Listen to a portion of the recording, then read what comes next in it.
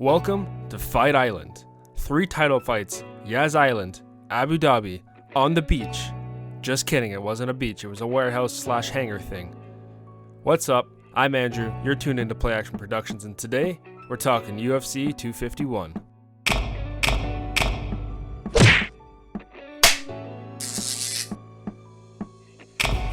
Now, since this card was so stacked, we're going to run through it all.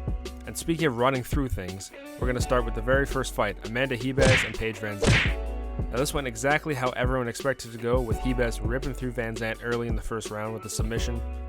And it was an interesting one. Heba's huge prospect really cemented her place, whether she fights at 115 or 125, that she's a real contender in the future.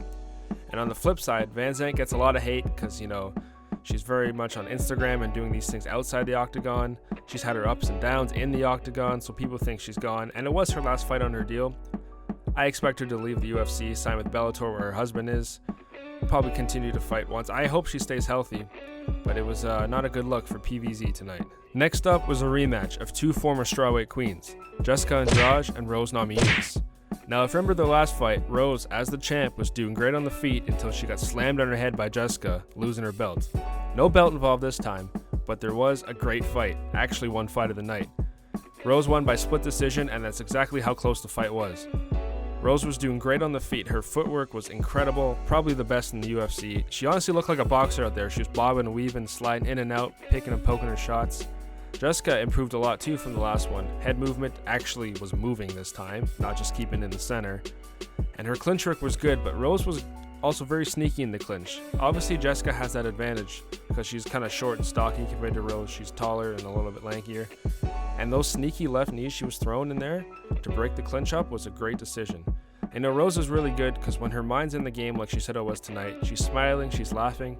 And one thing you can really tell about her is she's throwing her punches long and she's actually throwing through the opponent. That's a big step to become a champion, not just, pitter-pattering your opponent around. And that's what's next for her. She's got to fight Weili Zhang. There's no other option. If she's in it for real, like she says she is, that's the next fight to make. Presenting title fight number 1. Petr Yan, Jose Aldo, bantamweight 135-pound champion of the world. It's Petr Yan. TKO, 5th round. We'll get to that terrible garbage stoppage at the end. Let's talk about the fight first. And these guys, great stylistic matchup. You got new striker, new kid on the block versus the old wily vet. And it did not disappoint. Everyone keeps saying we want the Aldo back at the old, where he was throwing leg kicks and pumping the body. And for the first 2.5-3 rounds, that's exactly what he was doing. Yan is heavy with his stance, so he puts a lot of weight on his front foot to overload that backhand. And it was clear that that was not a good strategy for him because Aldo pumped one leg kick early in the first round that swept him off his feet, and everyone after that really affected him. The only issue with that is while they were piecing each other up, and even Aldo was going back to the body like he used to, he gassed a little bit. Yan did not gas at all. So come the end of the third, 4th round, Aldo went away from the body work, went away from the legs, and was kind of just, defending a little bit. And Yan did not miss a step at all. Spectacular performance by him. And then the 5th round happened. If you haven't seen a clip, I wish I could put it in. I'm not trying to get sued out here on these streets, so just look it up yourself. Yan was destroying, I think it was 2 minutes and 35 seconds of Aldo covering up, not defending himself. I don't know who this ref was. He should have stepped in a long time ago. But Yan, I don't even know, man. He's a spectacular fighter. Aldo deserved better than that terrible finish. I don't know what he does. I don't know how he's making 135, first of all, considering he was missing weight at 145, but that's besides the point. He was looking crisp. He was looking good. The pressure was good. Got gassed, and that was the end of that. That sets up Yan versus Sterling, striker versus grappler. UFC will probably screw it up and give somebody else coming off a loss of title, but if that's the fight, that's going to be a great fight. Yan's a decent grappler on his own, and Sterling's a decent striker on his own. Combine the two, you got magic. Title fight, number 2, and the most controversial thing since the John Jones title fight. Yeah, I'm talking UFC, controversial decisions, and judges. Wow, stop me if you heard this one before. Alexander Volkanovski, split decision by Max Holloway. And look, I found the judges of that fight. Yeah, I went there. If you remember the first fight, Max, counterpuncher, always has been, always will be. He wasn't pressuring. He was just kind of sitting back and letting Alex dictate the entire fight. Leg kicks got to him, couldn't be quick and agile. Clearly lost the first one. Of course he did. No, to the second one, the great counterpuncher that Max is, he was dictating the pressure but not the action. What I mean by that is he was cutting off the cage to Alex but letting him throw first so he could come back and throw whatever he threw 2, 3, 4, 5 times back at him. And it was incredible to watch him, fight like the Max Holloway we all know and love. And I'm not taking anything from Alex. He fought a great fight, He got dropped in round 1, dropped in round 2, dominated 4 and 5. I'm sorry, he didn't win 3. Max did a great job in the top half of the fight.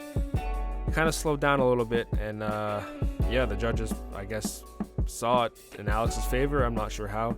And the craziest thing about that controversy is that the judge who scored the fight for Max gave him 5, which was a clear fight and a clear round for Alex.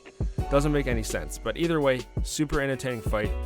These guys, they're kind of similar, not so much obviously their way they look, their stance, and how they fight, but just what they were trying to do, the traps they were trying to set with the leg kicks. It was super entertaining, and Max's kicks were great. He was slipping in that left counter and then feigning it and coming high with the head kick, and it was working perfect for the first round and a half maybe. Excellent fight. Max's takedown defense is incredible. Alex did score a few. He got right back up, and I don't even know what to say. I don't know what's next. You can see how they have to run it back and how they don't have to at the same time. Alex said the first one was close. He wants to have a definitive answer, and they just got a less definitive answer. So it'll be interesting to see where both guys go in the future. It's time for the main event. No Bruce Buffer on this. We're talking Kamaru Usman and Jorge Masvidal. 6 days notice to fight the welterweight champion of the world, and it didn't go so well for him. He lost by unanimous decision, and it was exactly what people thought it was going to happen. Jorge, great on the feet, spectacular, crisp boxing, dominated for the first, half a round. Usman didn't like it and did what he does and ragdolled him for the rest of the fight. Clinch after clinch, takedown after takedown, all the pressure. Even on a full camp, I don't think Masvidal could have done anything. He's a true savage. You got to give him props. This guy's getting punched in the face, smiling, laughing, blowing kisses at people. Like, true warrior, true savage, heart of a champion. But Usman is on just a different level. Masvidal is a much better striker, but when you're a great wrestler and great at the clinch, just like Usman is, the pressure and what you can do with it is incredible. I know it's not the most exciting fight in the world. People like to see the rock'em sock'em, stand up bang, Max Holloway kind of fight. But unfortunately, for those people anyways, Usman's not that kind of fighter. He does what he has to do to win, and that's why he's the champion. That's why he won the Ultimate Fighter, undefeated, beat Tyron Woodley, Colby Covington, and now Jorge Masvidal, and probably Leon Edwards next would be my guess for his next fight. He's the champ for a reason. Not the most exciting for some people, but he's good at what he does. Next up for Jorge, I have no idea. Maybe running back with Nate Diaz. I'm sure Connor's name will get thrown in there. But a little interesting tidbit about this fight though is that Usman was married to foot stomps. Like, all this guy kept doing is, over under in the clinch against the cage and stomping on this guy's foot. I guess he's trying to bring back an old technique like Connor did with the shoulder strikes. I don't know. It was a bit interesting. Probably pissed off Masvidal more, but it was nice to see those guys shake hands and dab each other up after. Show respect. Great way to end the fights. And there you go, UFC 251, first card on Fight Island, done, finished, finito, complete. We move on to the next. Great night of fights, questionable decisions, dominating performances, cool knockouts. That's the UFC for you. Thanks for watching. Drop a like on the video. We'll see you next time.